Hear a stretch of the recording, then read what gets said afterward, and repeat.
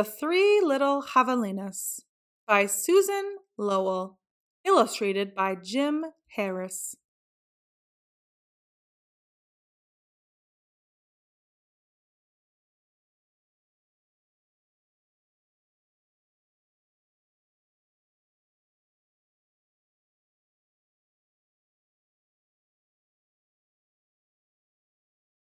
Once upon a time, way out in the desert, there were three little javelinas. Javelinas are wild, hairy southwestern cousins of pigs. Their heads were hairy, their backs were hairy, and their bony legs, all the way down to their hard little hooves, were very hairy. But their snouts were soft and pink. One day, the three little javelinas trotted away to seek their fortunes. In this hot, dry land, the sky was almost always blue. Steep purple mountains looked down on the desert, where the cactus forests grew. Soon, the little javelinas came to a spot where the path divided, and each one went a different way. The first little javelina wandered lazily along. He didn't see a dust storm whirling across the desert until it caught him. The whirlwind blew away and left the first little javelina sitting in a heap of tumbleweeds. Brushing himself off, he said, "I'll build a house with them." And in no time at all, he did.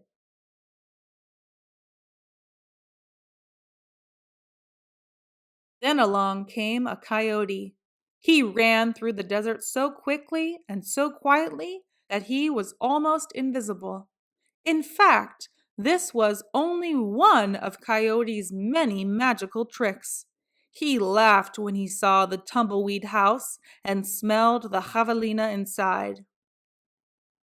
A tender, juicy piggy, he thought. Coyote was tired of eating mice and rabbits.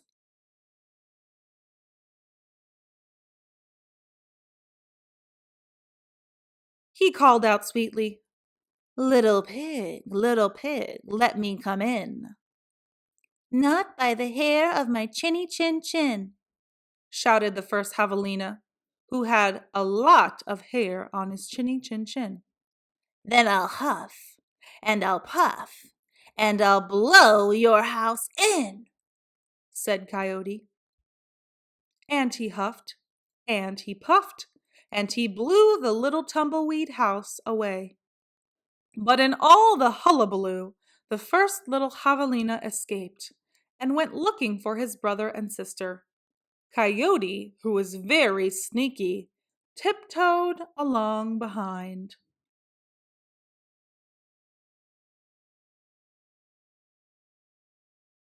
The second little javelina walked for miles along giant cactus plants called saguaros. They held their ripe red fruit high in the sky, but they made almost no shade, and the little javelina grew hot. Then he came upon a Native American woman who was gathering sticks from inside a dried-up cactus. She planned to use these long sticks called saguaro ribs to knock down the sweet cactus fruit. The second little javelina said, "Please, may I have some sticks to build a house?" "How," she said, which means yes in the language of the desert people.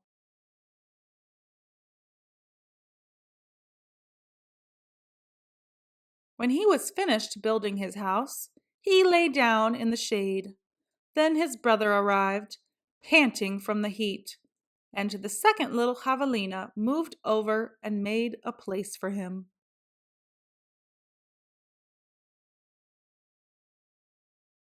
Pretty soon, Coyote found the saguaro-ribbed house.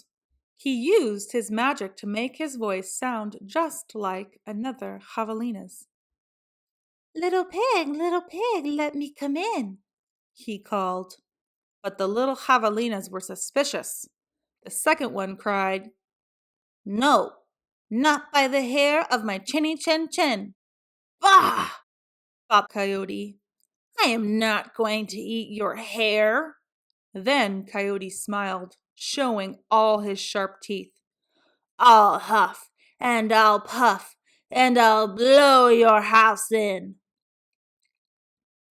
So he huffed, and he puffed, and all the saguaro ribs came tumbling down. But the two little javelinas escaped into the desert, still not discouraged. Coyote followed. Sometimes his magic did fail, but then he usually came up with another trick.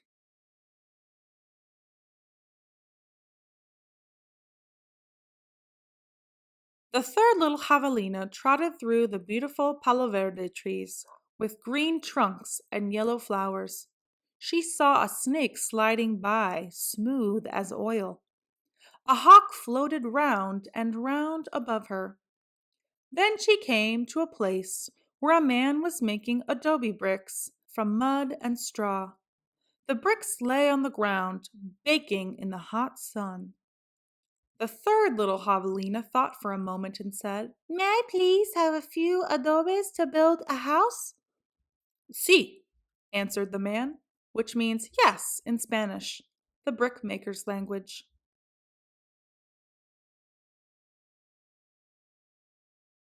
So the third javelina built herself a solid little adobe house, cool in summer and warm in winter. When her brothers found her, she welcomed them in and locked the door behind them. Coyote followed their trail.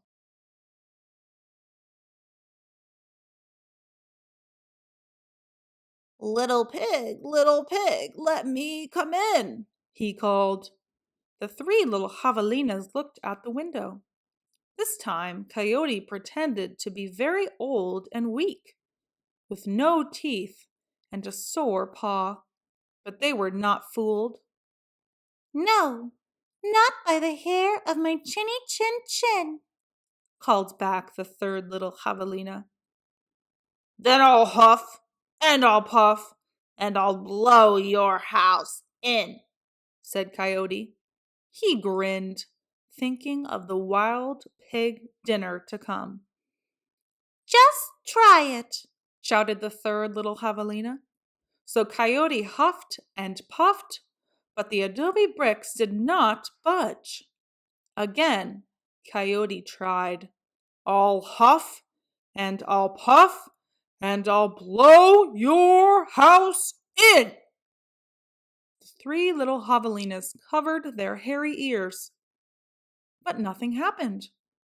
The javelinas peeked out the window. The tip of Coyote's raggedy tail whisked right past their noses. He was climbing upon the tin roof. Next, Coyote used his magic to make himself very skinny. The stovepipe! Gasped the third little javelina. Quickly she lighted a fire inside her wood stove. What a feast it will be, Coyote said to himself. He squeezed into the stovepipe. I think I'll eat them with red-hot chili sauce. Whoosh! Sizzle! Then the three little javelinas heard an amazing noise. It was not a bark. It was not a cackle. It was not a howl. It was not a scream. It was all of those sounds together. Yip, yip, yip, yow! Away ran a puff of smoke shaped like a coyote.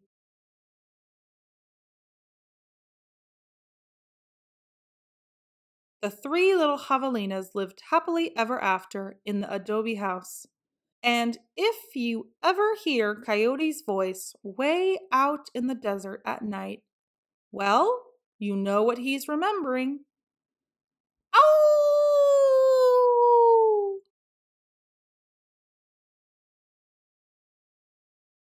The end. Thank you for watching. Enjoyed this read aloud book?